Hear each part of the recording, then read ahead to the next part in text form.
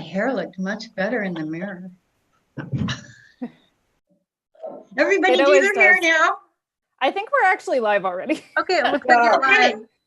Are we really? Should I start? Yes. Yes, you're live. Yeah. Okay. All right. This is the October 14th meeting of the Salem Public Library Advisory Board.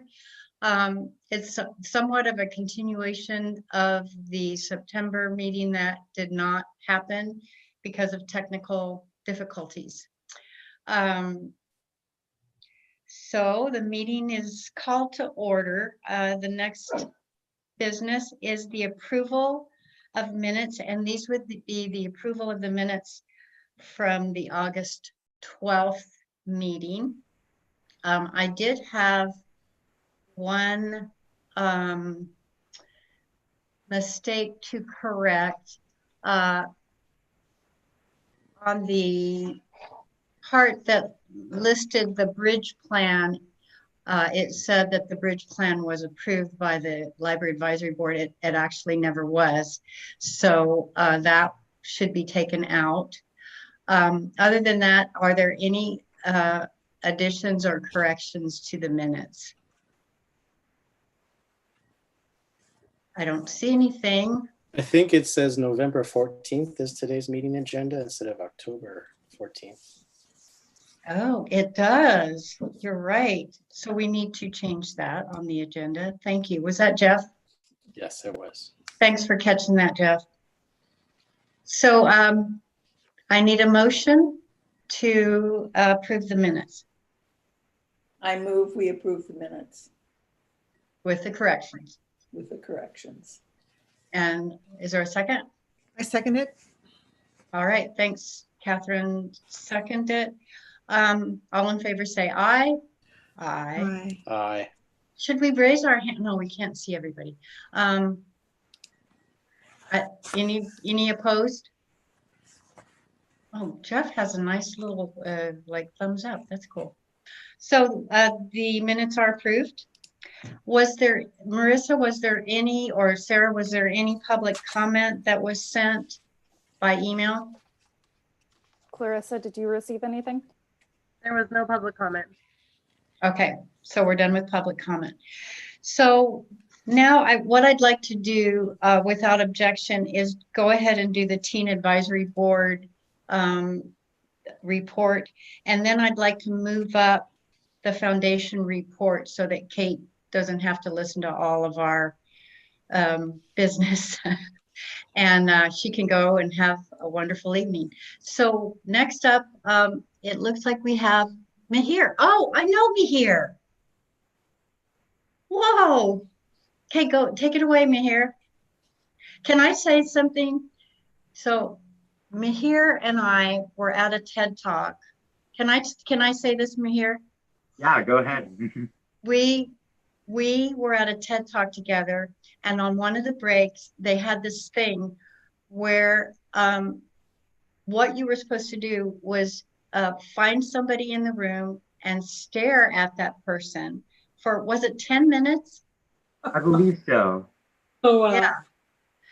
And don't say anything, just like become one with that person, sort of. And Mihir was the person that I got to spend that time with. So welcome. Okay, you're on, Mihir. Am I saying your name right? Yeah, that's correct. Okay. Awesome. So our 7 new tab members have now attended 2 meetings, the September meeting and the October meeting. We broke up into some small groups and interviewed them a bit in September to get to know them, and then we played some games together. It was a little tricky on Zoom, but they're really starting to feel like they're a part of the team. In other tab business, we nominated people for officer positions in October, and we will be voting and seating our new officers in November. Tab has co-chairs, a vice chair, a secretary, and social coordinators that help keep things organized and interesting throughout the year. Our tab members have also been acting as test subjects and testing a virtual library game that has been created by a team from the circulation staff. Is that it? I believe Katie has some stuff to say as well. Yeah. Oh, I didn't see. Okay, we have another person, Katie. Katie's here too. Yeah, so at the beginning of October, we finished a 4-part and Dragons program developed and led completely by tab members for other teams. It was a great way for beginning players to get started and for some experienced players to find out what it is like to play D&D on Zoom. Bella, Avery, and Madeline did a great job of writing the campaigns and leading the sessions. The entire tab membership is teaming up to help create and put on a fandom trivia night for teens on November 5th. Teens voted and chose to answer questions about Hamilton, Harry Potter, Disney, movies, Marvel movies, Nintendo, and books by Rick Riordan. We all wrote questions and tested them at our October meeting. Great. That's good. Any questions for Katie or Mahir?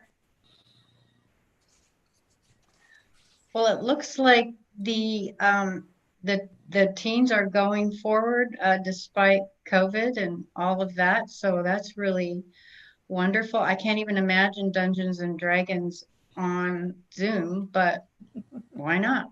So great. Thank you for being here, and you're welcome to stay, but I understand if you want to go and do something else. All right. Thanks, teens. Okay, now let's move Kate up. This is Kate Van Umerson. Did I say that right? It's Emerson. Emerson, I'm sorry. She is the Salem Public Library Foundation Executive Director, and she's a wonderful person to work with. And the foundation is doing so many incredible things, particularly with the renovation of the library and then all the other art and Salem Reads things that they do. So thank you for being here, Kate. Sure, thank you. I'm happy to be here and grateful for the time. Thank you. And I see a lot of familiar faces, so it's good to see everybody. So I wanted to kind of give you an overview of what the foundation's been up to lately in terms of Salem Reads and some of the appeal campaigns that we're doing around the digital divide and computer access, and then just give you a real brief overview of the projects that we'll be working on for the renovation. So the foundation's doing well. We're working remotely. We're looking forward to the year end. That's usually when our biggest quantity of donations come through, and we send out a year-end appeal that brings those funds in. We've been busily planning the 5th season of Salem Reads. I can't believe it's gone that fast. So that means I've been with the foundation for 5 years now. And we'd like to thank Lab, especially for their past support. You've been very supportive of that Salem Reads program. This year, we thought not having the library building would be a challenge, and we overcame that last year. We did really well in terms of attendance and things and made a lot of good partnerships in town. And then COVID layered a whole nother layer of complication on it. But we have done an incredible job, and Sonia, who is just here, is the program committee chair of doing a completely virtual program. And we just made that decision about a week ago. We were hoping that maybe we could bring the author in or something, but it just won't work. So we're doing everything virtual.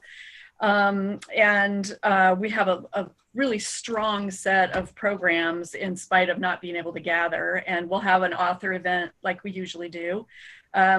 There's going to be the book. I hope everyone was able to pick up the book at the city manager's office.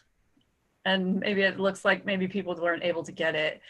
So I dropped off copies of this book, Walking with Petey, to the city manager's office. And on the Tuesdays and Thursday mornings, usually somebody's there you can knock on the door and they can give you your book. So, but the book's in a nutshell about a really overworked and very unhealthy fellow who gets a prescription from a doctor to go to the animal shelter and get a dog. And he does that, and then they start walking, and eventually the guy starts running marathons and gets really healthy. And so it's a memoir that has a lot of really interesting aspects to it. So with the topics of that book, the author will be coming to speak. The author always does something for the public and then usually does something in one of the high schools. This year, we're going to be able to do all of the students that want to participate in any of the high schools will be able to plug into his presentation. We'll do our art exhibit again. The City Club always has a program associated with Salem Reads, and this year they've invited BJ Anderson from the Humane Society to speak.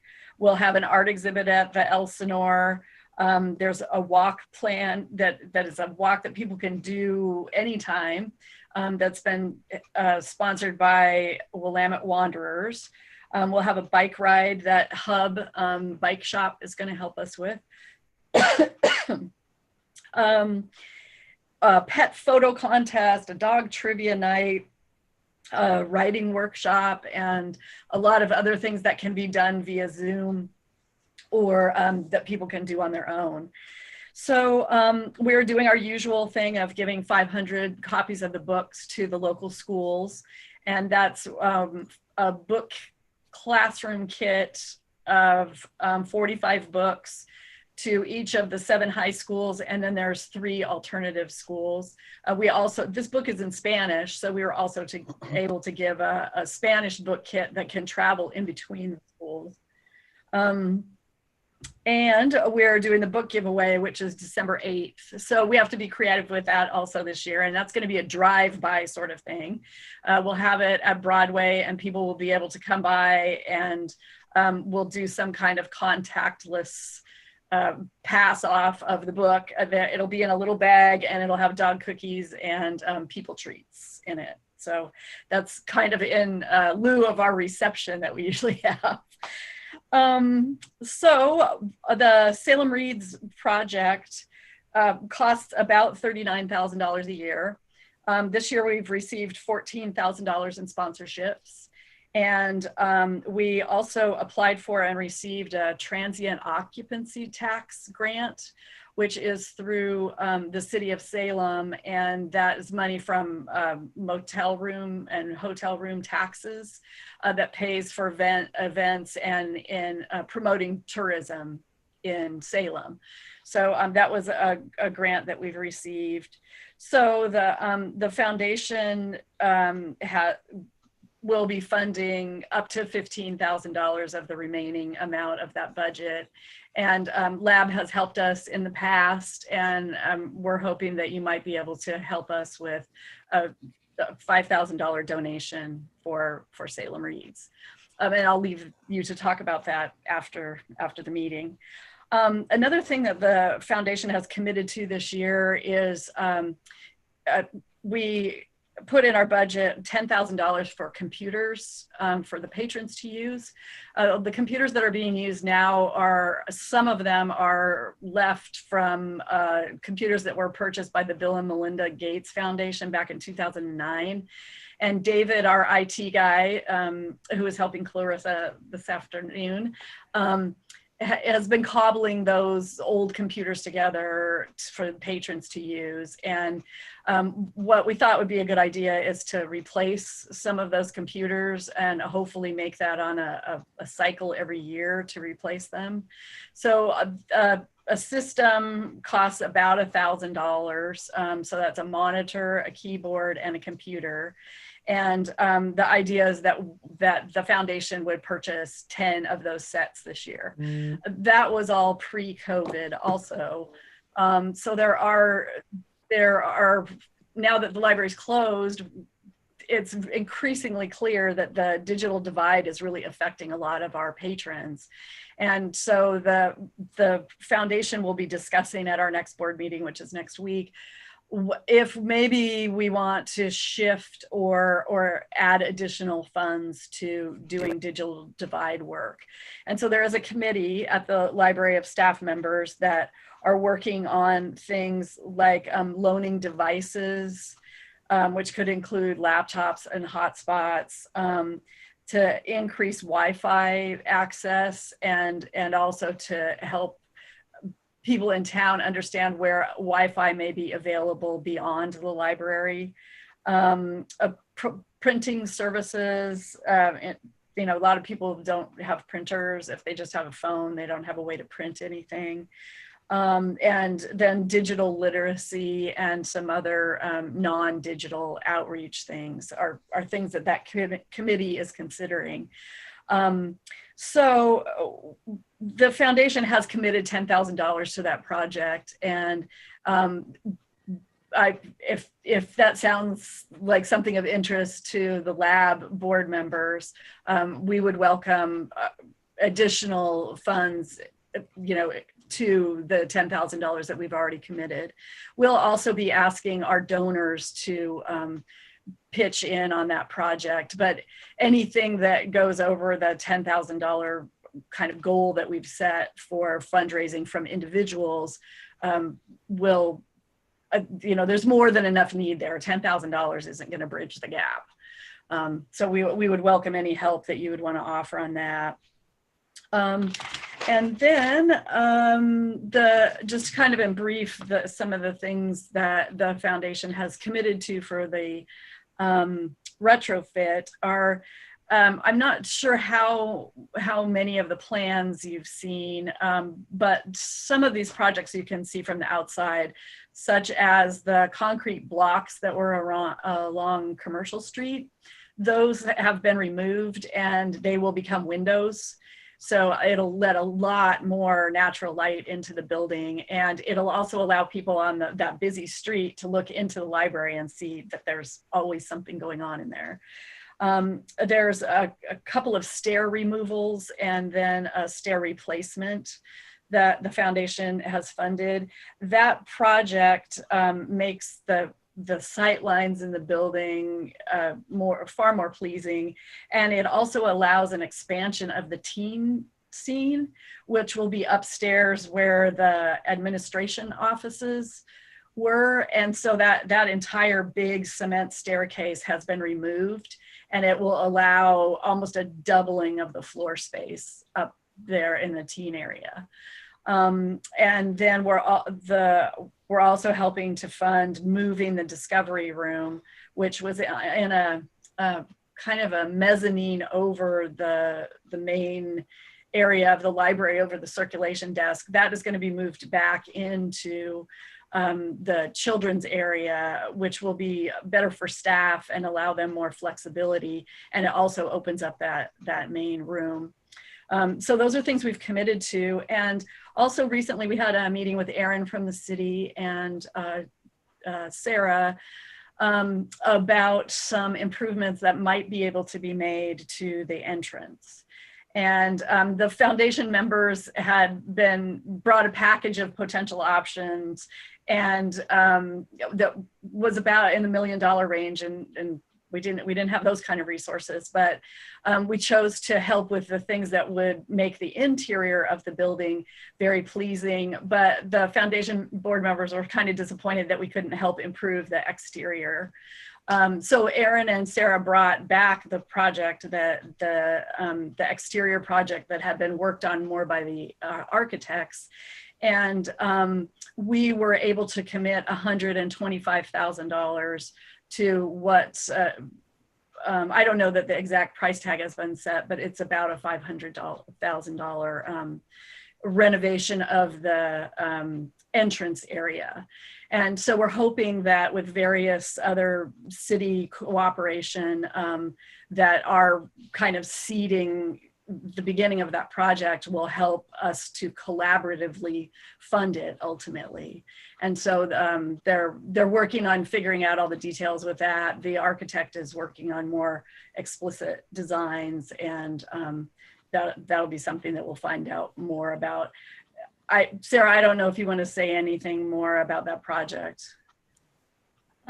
So we're actually going to be talking with the council subcommittee about where we're at with that project soon, Friday, in fact. Okay. And so, you know, great. The hope is that we can, with the foundation's help and with some other finagling, we can actually really make that entryway into almost kind of a park type plaza feel, a real meeting space for people. I'll meet you by the tree or by the benches or something like that for people outside of the library space as well. And really to make it welcoming when you first walk up to the entryway. Yeah. So the foundation is hopeful that that project will be able to go forward. And so that's kind of my update and my request for help with some of the projects that we're working on. And again, I am so appreciative of Lab for the help you've given us and projects like Salem Reads, but also on the scanners and on the building projects that have happened. So we're really grateful to you, and you're all great partners in this. So thank you. Thanks, Kate. The foundation does so many wonderful things, big and small. They have these sprinkle grants where if somebody from the library has kind of a cool idea, they can apply to the foundation to get it funded. And they've done some really interesting things. I can't think of any of them right now, but when I was on that board, I thought that was marvelous. So any questions for Kate? Francine? I wondered if you might have some of the Salem Reads books available at the Library Friends store. We do usually. I haven't delivered any to them, but usually they sell them on. They sell them as part of their retail thing, and that's a very good reminder. Next time I come to Salem, I'll bring them books. Thank you. Anyone else? Okay.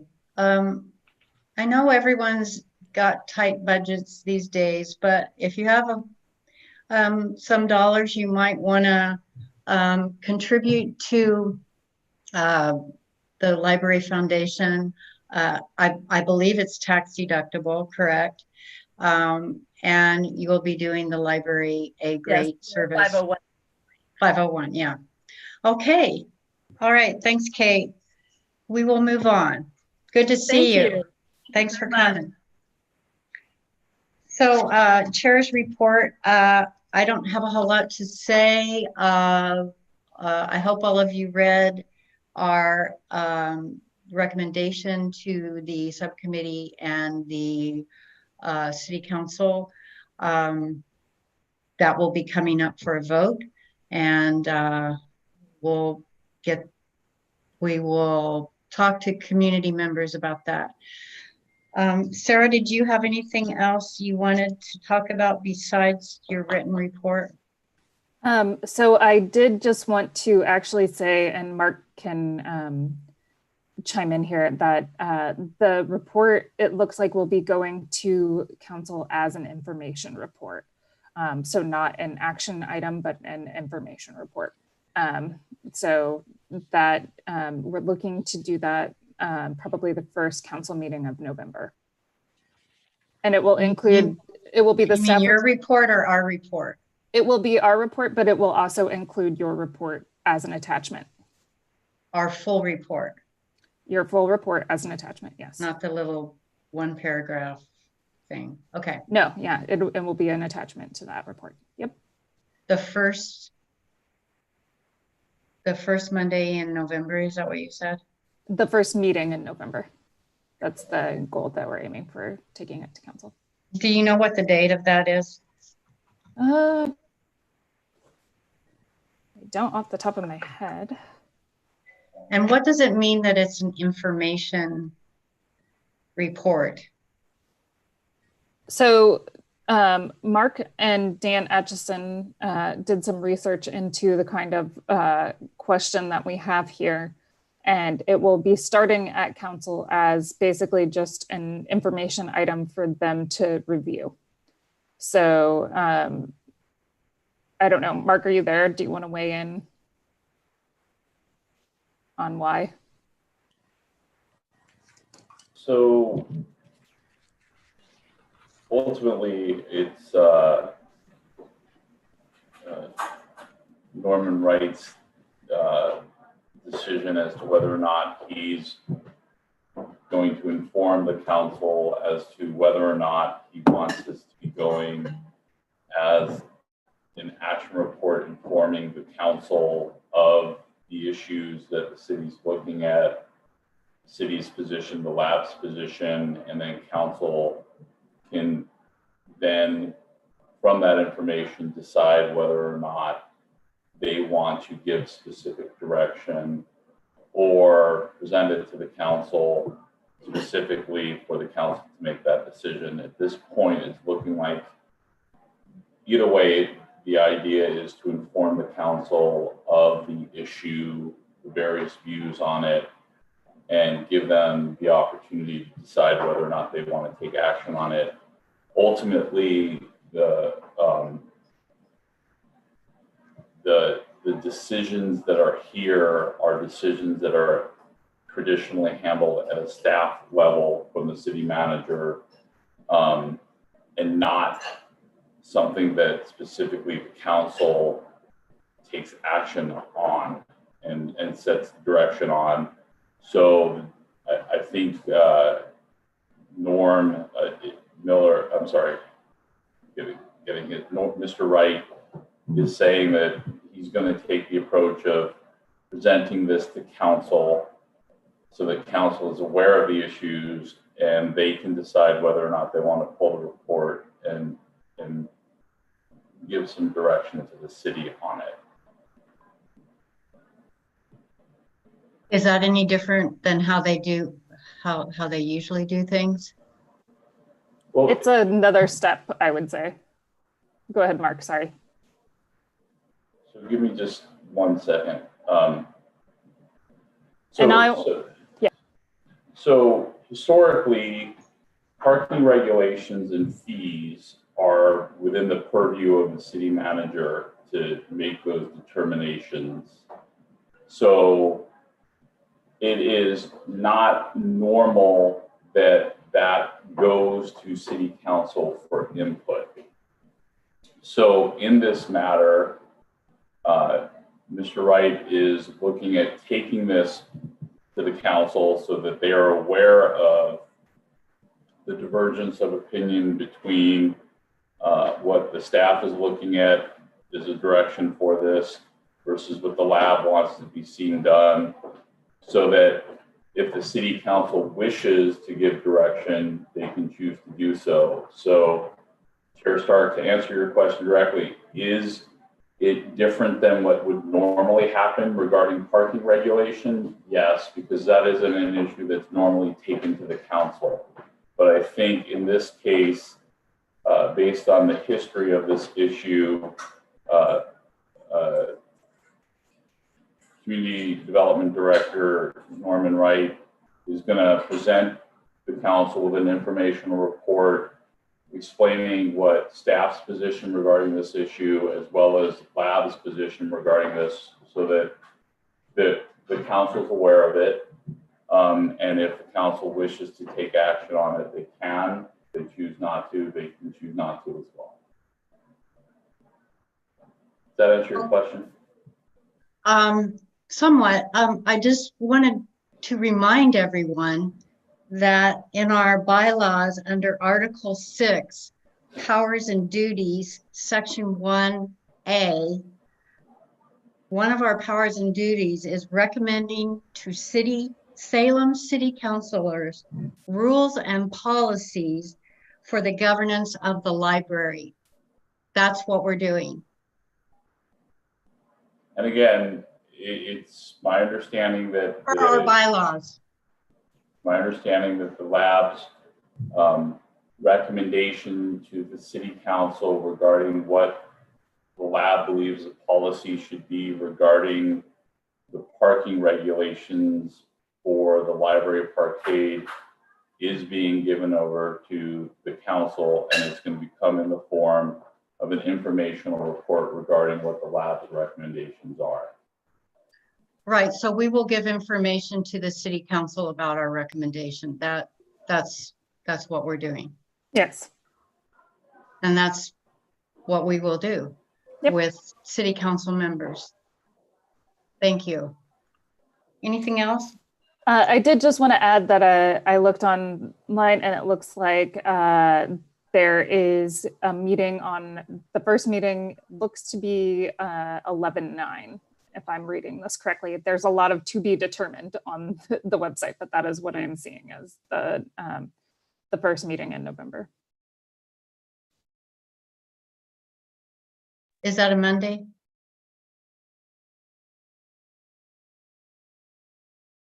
Okay. Okay. Sarah, I had go ahead, Sarah. Oh, I just said it is a Monday, yes. What was your question, Lois?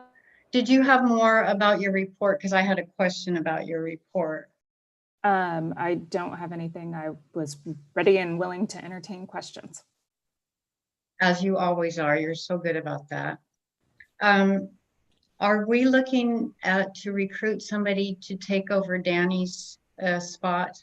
Danny was the deputy, what did you call it? Deputy librarian? So my position is, the title is city librarian, and Danny's role was deputy city librarian. We are doing some work with HR right now on the position, and we will be hopefully recruiting by the end of the month or beginning of next month, starting that recruitment process. Yes.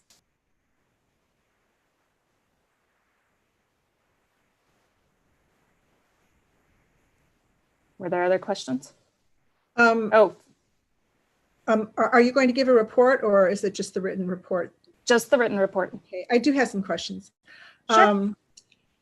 I was sad to learn that some of the books in storage were irreparably damaged, and I wondered if you could give us an estimate of about how many books, and also whether all of them will be replaced that aren't otherwise duplicated. 850 books were damaged. Quite frankly, we got very, very lucky that it wasn't more than that.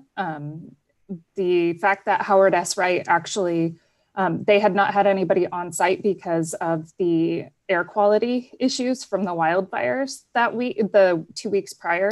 And they had the forethought and proactiveness to actually, even though they hadn't been able to work, to make sure that the temporary roof had, to see if there were any issues. They sent somebody on site when nobody else was there just to check it out and see if there was anything. So we got very lucky that people caught it early and were able to keep it from being a lot more than that.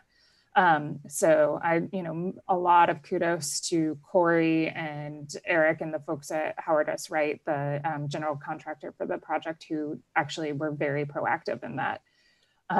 And we are planning to replace as much as we possibly can of those titles. We may run into some that are out of print. I don't know, but we are looking to replace as many as we possibly can. Yes.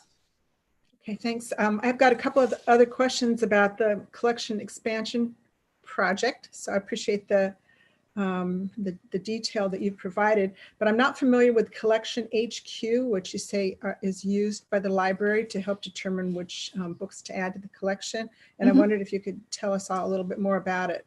Sure. It's a evidence-based management tool. It is data related.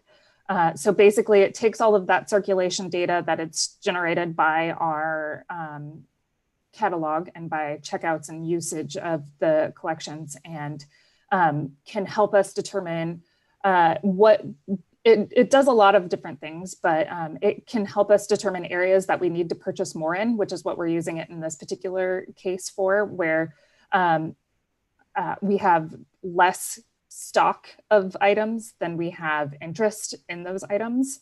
And so teen is a really good example of this. Not only do we not have the level of stock that our teens would like to have us have in the teen section, but we're also going to have a bigger footprint for their collection. So they will see some expansion on their side of the collection. So it's a useful tool for a lot of different things. It's a Scottish company that got bought by our vendor, Baker and Taylor. And we use it a lot as a piece of one of the pieces of our collection development arsenal.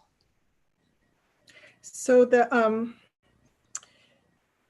collection development policy is supposed to be updated or at least reviewed and evaluated every year. When was the last time that was done? So that was done in the first time we put it through. And as we talked about a lot, I think it's part of the strategic planning process that we actually want to revisit all of the collection development stuff. And so that's where we're hoping to go with that. Okay. So have there been or will there be any effort to identify gaps in the collection? Gaps yes, that's absolutely not necessarily current materials, but works of lasting value, permanent value. I guess that we would need to know. I mean, we're always looking to make sure that we have things that the community wants and needs. So if there are gaps in what the community wants and needs, then we will always look to fill those. Okay. I'd like to make this a discussion issue, to go into a little more depth at a future meeting when we start to talk about the strategic plan update. Sure. Okay, that sounds good. My questions. Okay, Francine had some questions. Go ahead, Francine. So with the books that were lost, was any of that insured? The city is self-insured, and unfortunately that is not an option for the replacement. The deductible of that is too high. So I looked at the video on SortMate for sorting the books when they sorting materials when they're returned to the library. Yeah. And I wondered, I mean, at other libraries, specifically, I know the one in Denver, patrons put books or items in individually, externally to the building, and then they go down a ramp and assume they go on to that a system that sorts them. I wondered, this looked like something that was occurring inside the library. How will it interface with the book drop? It won't interface with the book drop. That will be a manual. So our staff will be emptying the book drop as they have done before. The book drop location will be changing, and they'll be bringing those items in manually through a cart. And then there is, so like when we get stuff from CCRLS or we get stuff from the book drops, we can also our staff can feed things through. It just is a much faster and more efficient process. And they spend a lot less time actually handling the materials when they're doing the feeding. The other question I have is, we've not heard anything about Amanda Wojcik. I know you're chair of the... I'm not the chair anymore. That was just for the RFP. Oh, okay. Yeah. So who would be able to give us an update on that? So I can give you an update, and I apologize because I had assumed that you were invited to a meeting that we had with Amanda last Friday. And so it was something for, I thought that Gretchen and Francine, I thought you were invited, and that was my fault. I did not see that you were not on that invite. So she did give us kind of an overview of some of what she's working on. She's also said that she's been impacted by the wildfires and COVID pretty heavily. So there's a good direction that it looks like she's going. It looks like she's got kind of her shapes figured out for the metal. For those of you who don't know, she works in metal and does sort of sculptural pieces. And this is going to be a sculptural piece that's on the wall. So she is working on it. She's got a lot of different configurations of things she's working on. She's been working on getting things to her fabricator who helps make some of the pieces, but then some of them she does herself. It's it's very complicated sounding is what I mostly got from that meeting, is that it sounds very complicated, and some of the process will be her at the library doing the actual work there to get it all together. But that won't be until we are ready to move back in almost. Yes, Gretchen. Is there any documentation of what she has said or what she has shown you? I don't know that, but I can ask Erin and Heather for that if it's something that we have. Because I think For example, Francine went to one meeting way back when I wasn't able to, and then that's the last I've heard, where she was impacted by COVID and behind on everything.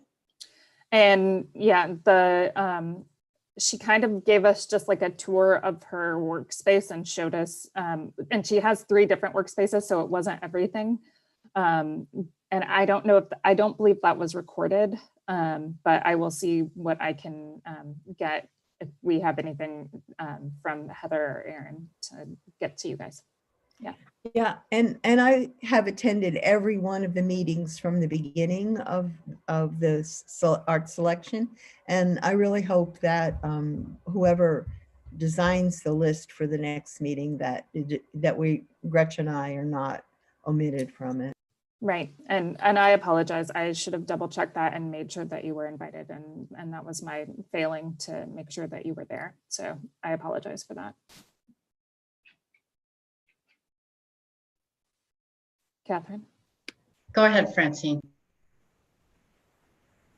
Sorry, Catherine. no more. Yeah, one more question for Sarah, and that's, is there any update on filling the lab vacancies? There is. We actually have 2 recommended people who are going to be appointed or approved, hopefully, fingers crossed, by the council in the last meeting of October, which is the 26th. Okay. So yeah, so you should have new members soon.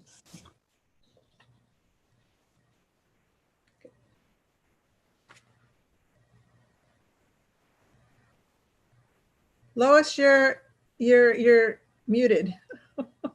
Sorry. Still getting used to all this. Sarah, would this be the time, since it's included in your report, would this be the time to ask you questions about the library statistical report? You absolutely can, but it's also a decision item, an action item. So if you would like to have it be a part of the discussion at that point, it can happen either way. Okay, I'll ask you about it then. Do we need to approve this at this meeting? I don't know how many people got a chance to look through it.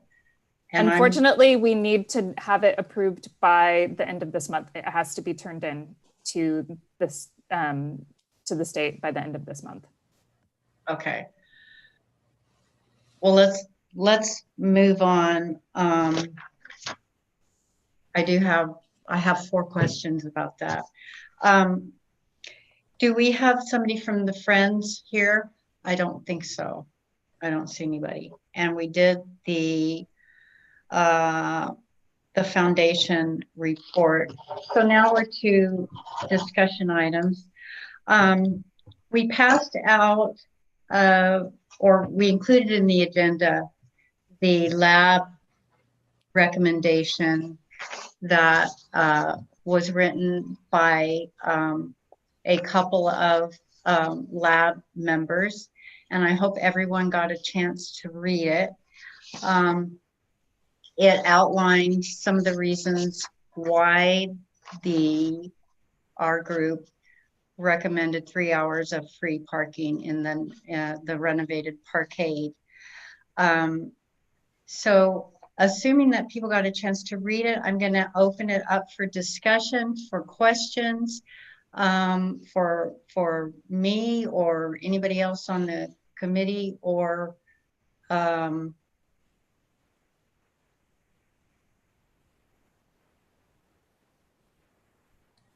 Lois? Okay.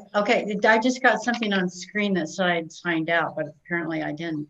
So questions, Catherine? Yes, I think you wanted to make one change to the letter. Correct, yes. Okay. Let me tell you the change we want to make. On the second page, under the fourth full paragraph that starts, the Library Advisory Board voted for signage. Since the library decided that they would keep the parking fee at 75 cents an hour, we would like to take out the everything from the current hourly rate for library parking meters to the end of that paragraph, because it's just no longer relevant.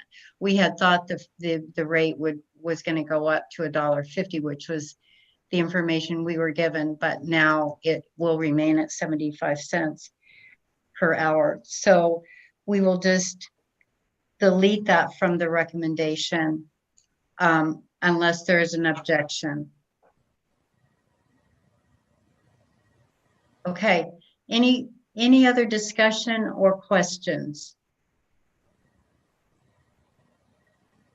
So what will happen is, like Sarah said and Mark, this will go to the city council, to our individual city council members. Many of you know your city councilor, and so you can send this to them and talk to them about it. I've talked about it with my city councilor, and it will go to the city council as an information item, and they may take action on it. This is something we've been working on for quite a while. We did already vote on the 3-hour free parking. This is just so that as a group, we can say that we have voted on this lab recommendation. So if there's any more discussion, if there isn't, it will just become an action item. So please, if you have questions, let me know. I don't see any hands. Okay, so let's move on to action items. Yay, action. We get to take some action.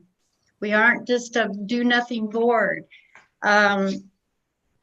Okay, so we need a motion about the free parking recommendation, with the motion stating that we will take out those, how many sentences? Looks like 1, 2 sentences. Do I hear a motion? I so move. So there's been a motion. I second. And a second from Gretchen. So there's been a motion made that we approve the lab recommendation minus the 2 sentences that have been talked about. And the second, Gretchen.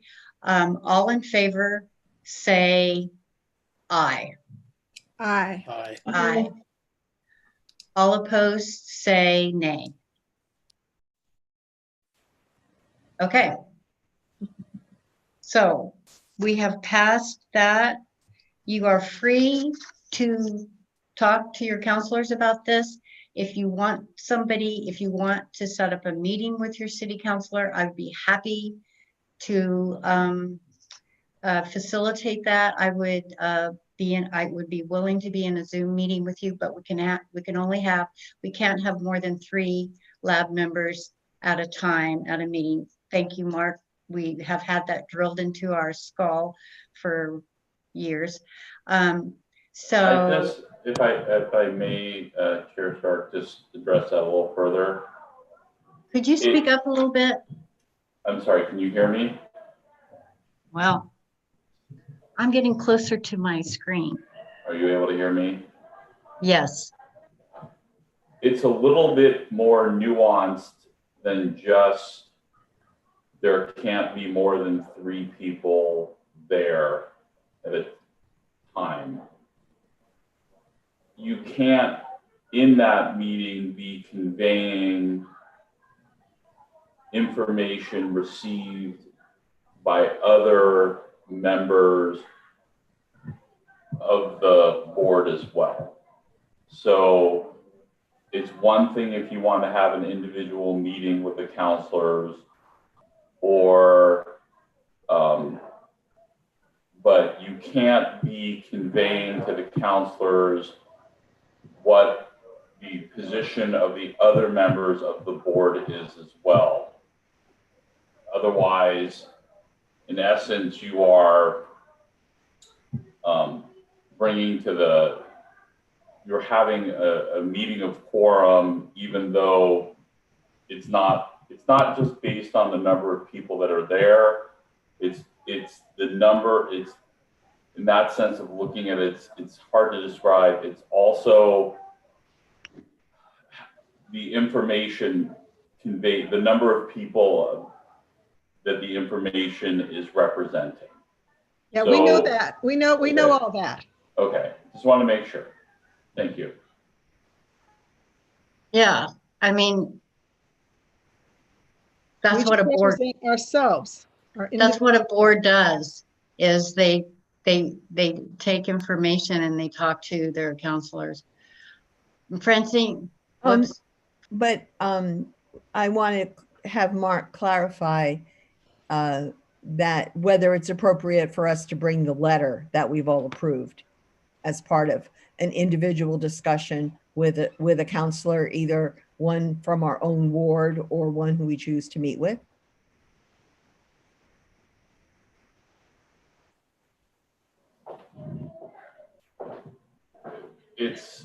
It's a public document at this point. I don't think that it would be inappropriate to present to them that there's a letter that has been issued and approved by the board.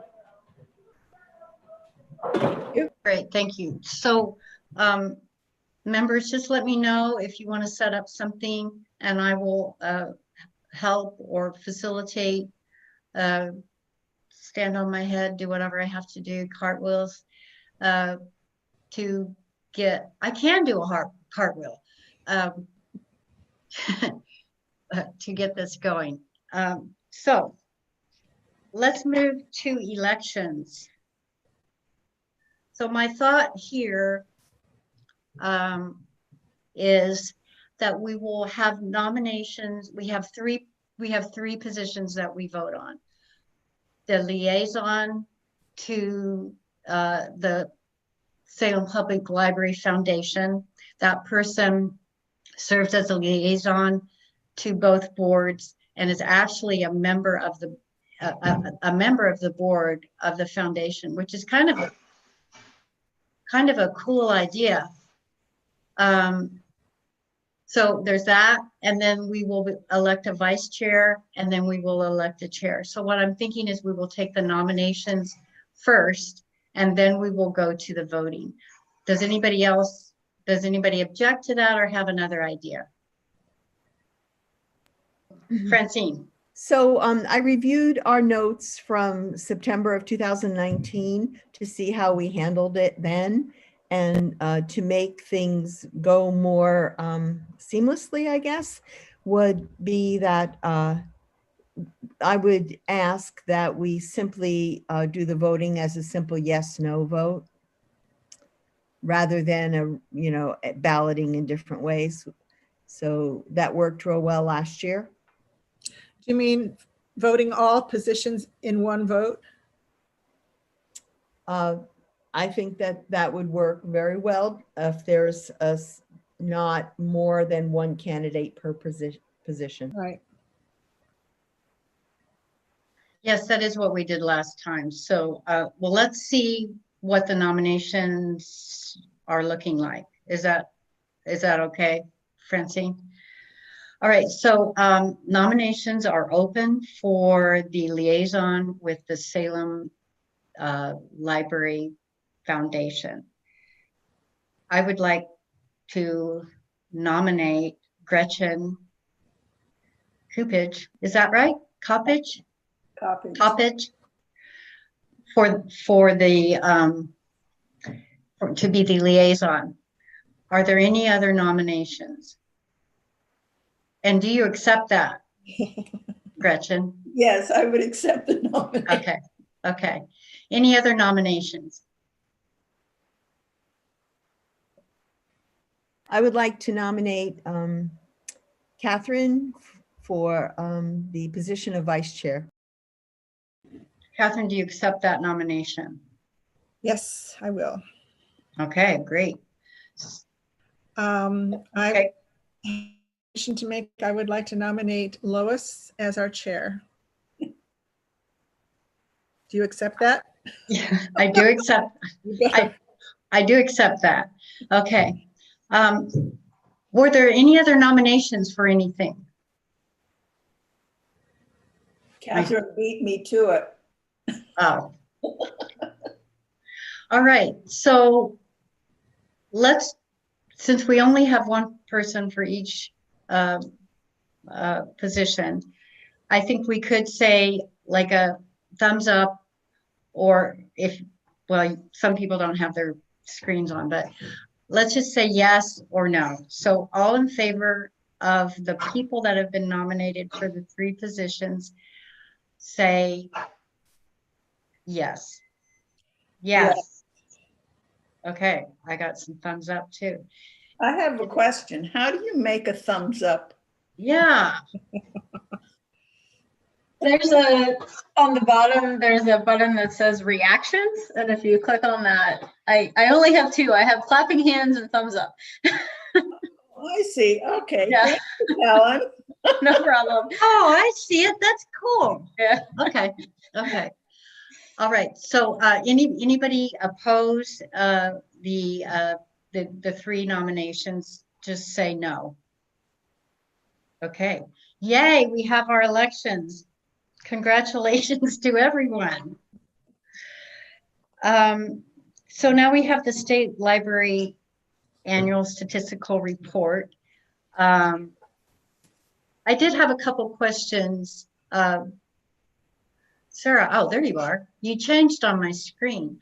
I have 4 questions, and I will be quick so nobody gets upset. On page 2, under revenue, I know a lot of this is different because it has the previous year and then this year, and I know because of the renovation, a lot of it is vastly different. But under the revenue, I didn't understand. I guess it's 3.10. Last year, we got $179,000 operating revenue, and this time it went down like $60,000. Do you know what that was about, Sarah? Okay, so which number is that? I think it's 3.10. It's under revenue. 3.10, other operating revenue, 117, 179, 3. Let's see. I need to check the source on that because I am guessing that it is from the Friends and the Foundation. And it's what we've asked for from Friends and Foundation for direct services stuff. But I need to double check that with Christopher and make sure that's where he got that number from. Okay, well, stay on that page. Then at 3.12, it says local government capital revenue. Last year we got $21,000. What? It's the bond. The bond. Okay, I figured it was something like that. The other one,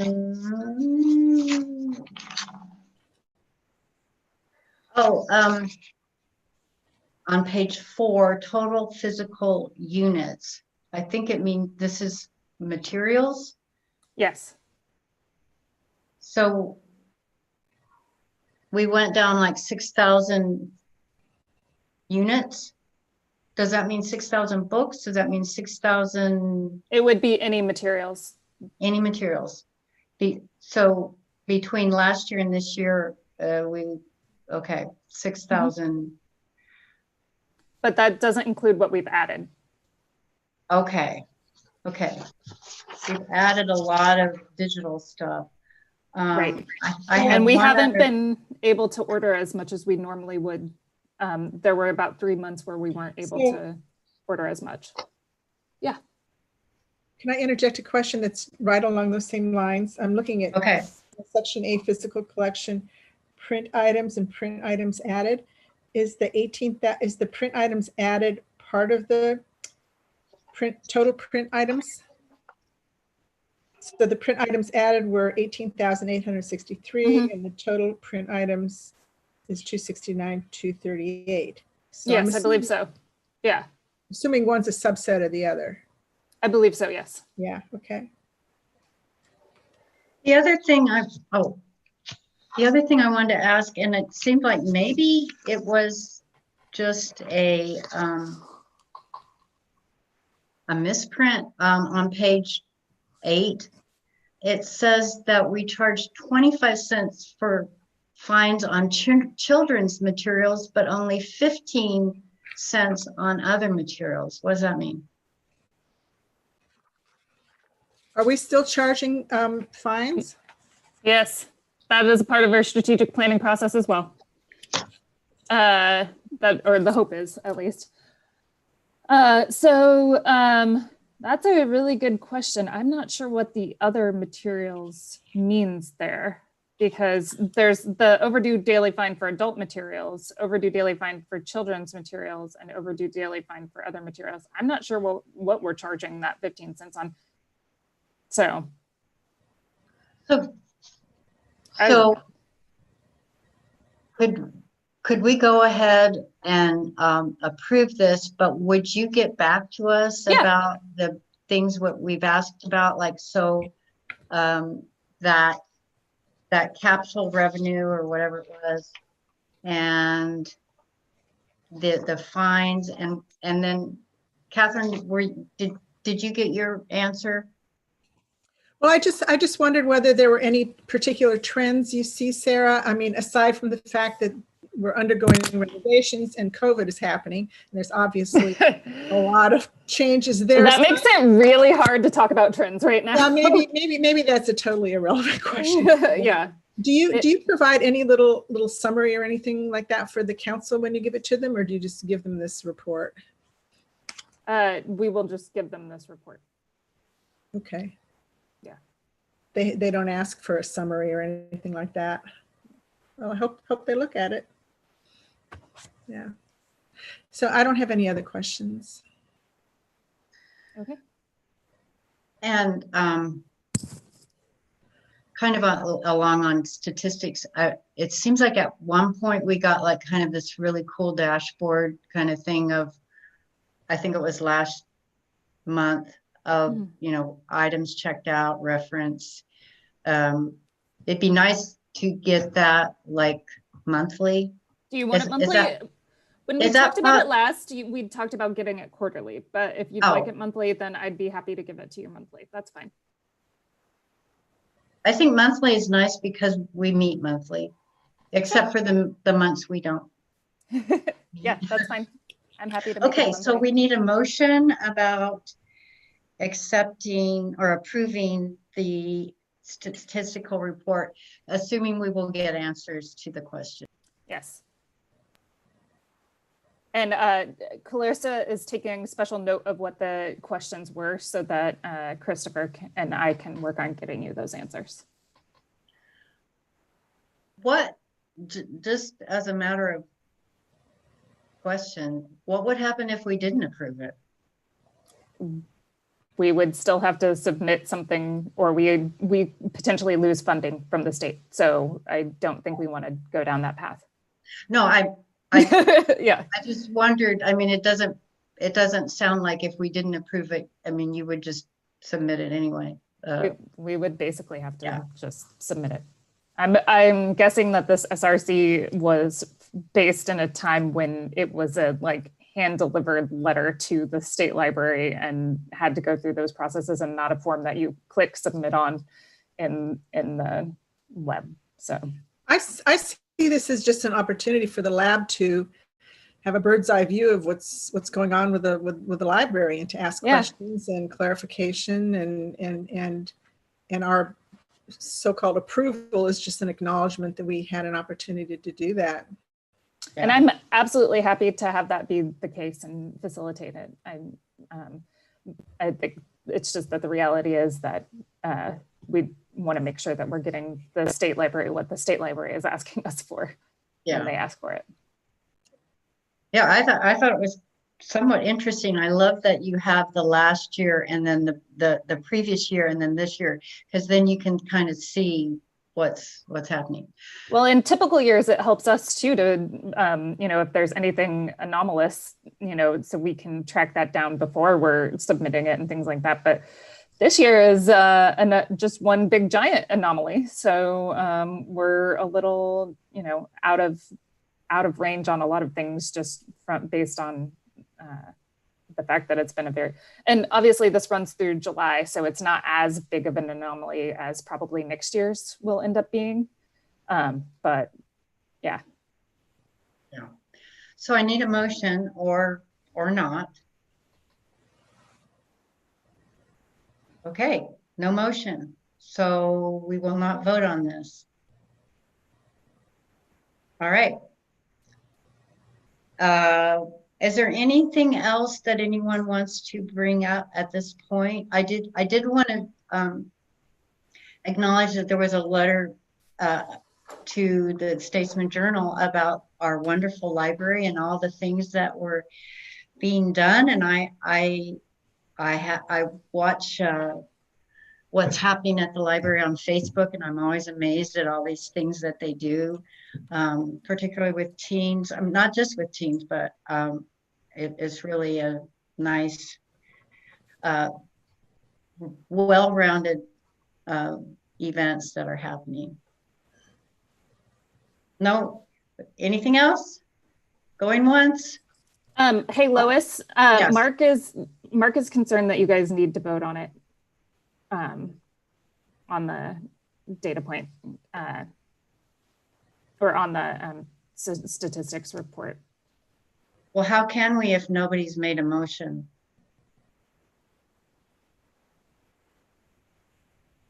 I mean, that's Robert's rules, and we go by Robert's rules.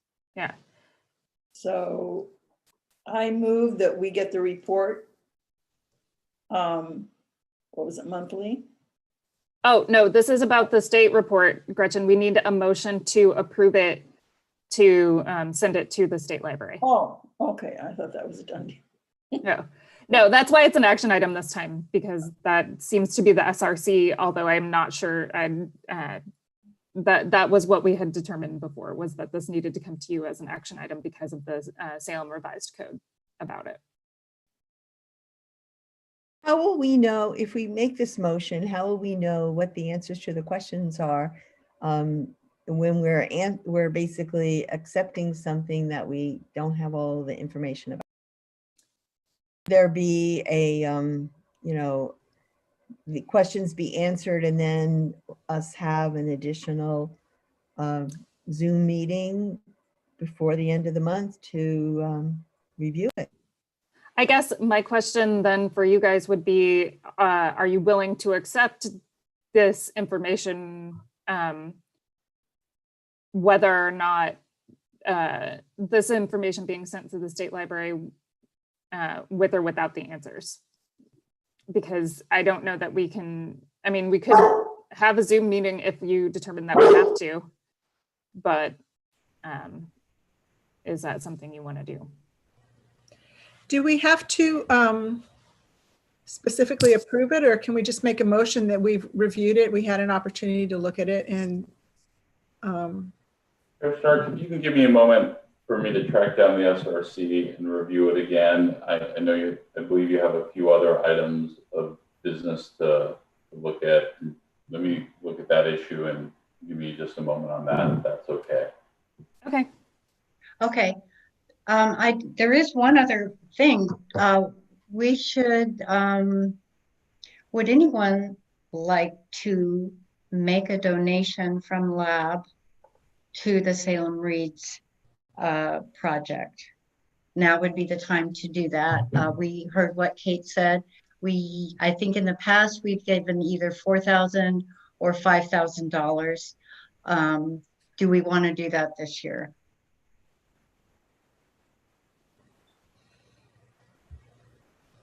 We have a very quiet board. I would Yes. like to see us Yes. do it. I move that we give them a donation. And how much did you want to say? I think what the group would agree to. I felt that Francine? Kate was asking for, for $5,000 Yeah. from us in her report, and I feel it's reasonable. They're doing a huge job there. So Yeah, I'll make a motion that we use $5,000 from the lab funds to support the Salem Reads with being done by the Salem Library Foundation. Okay. Do I hear a second? I second. Okay, Gretchen seconds.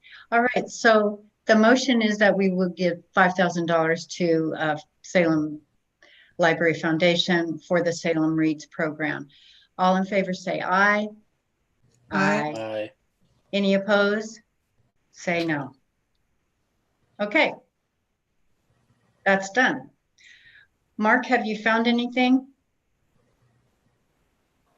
We need just a few more moments, Chair Stark. If I could have, I don't know if we want to recess for 5 or 10 minutes and come back. If I can have just a few minutes. Anybody want to sing?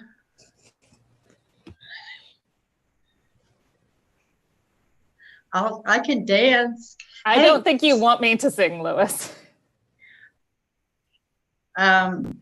Really? Okay.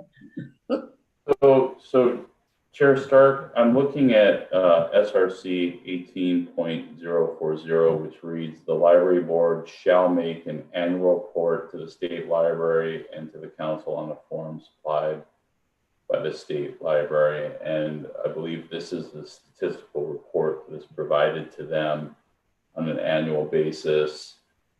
Staff has put together the information for the convenience of the board, but as I read this, it does say shall. So as I'm looking at that, it's an obligation of the board to provide this annual report to the state library, which also goes over to the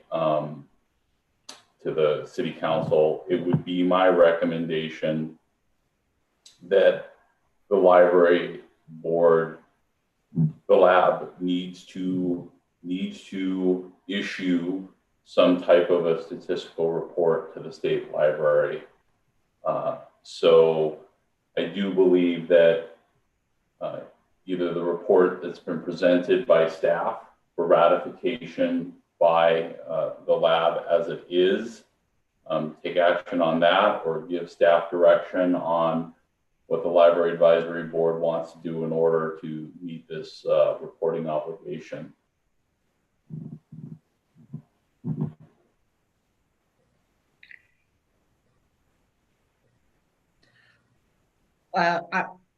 Frankly, I'm not quite sure what you said. So, So we need to do something. Is that what you're saying? Yes. So what if we say, we have received the report, we've read it, we acknowledge it, we send it to the city council. You also need to send it to the state. What? Oh, we send it send it to the state. So again, it is, as our code is written, it's the library board that is making this report to the state and to the city council. Staff has prepared a report for your review and ratification, and is asking if for your approval and direction to provide it to the state. It is staff that has put it together for your courtesy, but under our code, it is the Library Advisory Board's report to the state. So I've got a proposal to make, and that's that we go ahead and approve this tonight with the caveat that from now on, we get this report in September. I would love, hey. Well, I know we didn't meet in September. No, it's not that. It's that we can't get the data together from all of the various sources by the September meeting typically. So that's where, because CCRLS generates a lot of the data, we get the data from we get some of it from the city, and CCRLS doesn't start generating that data and getting it to us until later in the process. So this was actually as soon as we could get it to you, and that is a bit of the issue right now. I would love to get it to you in September if I could. But that's not how our system is working right now. Francine. So, Mark, would we be able to basically give a proxy to Lois to, if she's satisfied with the questions as they're answered, that it gets submitted? Or do we, I mean, can we, so it's not as cumbersome as having another full meeting? I'm not sure on the issue of a proxy. I can look into that. I don't know if I'm not familiar with Robert's Rules of Order on the issue of providing a proxy to Chair Stark. Well, how about Robert's rules, it has a whole procedure about proxy, which I don't think we want to go there. What about if we did, could we do an email vote? Could we get the questions answered? Clarissa send out an email, and then given that we are okay with the. No, you Chair Stark, you can't. This ratifying report would be an official action of the board, and it can't be done in an email format. It needs to be done in a public forum.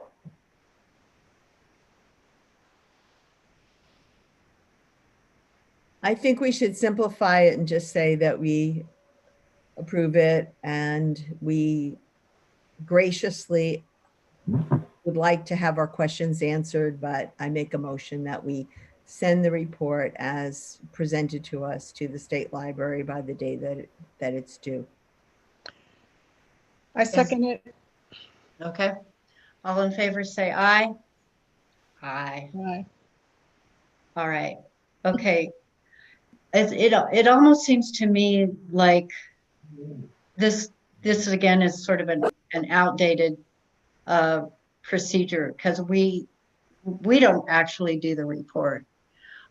It is very, I think, necessary that we see the report. I don't necessarily think we need to approve the report, but maybe we can talk about that at another time, because we all want to get on with our lives. And Chair Stark, not to extend the length of this meeting and to give some credence to your suspicions, I know that some of the executive staff of the library looked into this issue, and it is likely one of those, as Librarian Sarah Strahl mentioned, sort of a leftover thing within our code from years past. I'm looking at the section. The last time that section was touched was in 1996. So we're talking 14 years ago, and processes have likely changed. And this is something that I know that library staff is looking at how best to address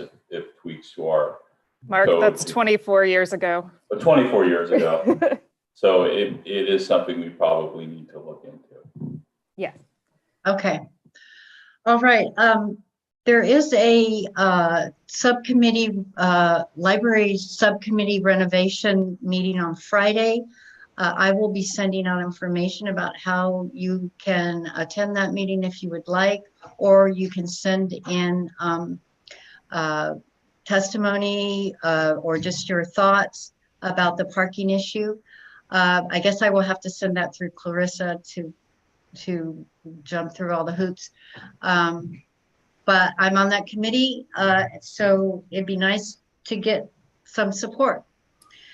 Anything else? All right, I am calling this meeting to an adjournment. All right, take care, everybody. Be healthy, have fun, dance, do something.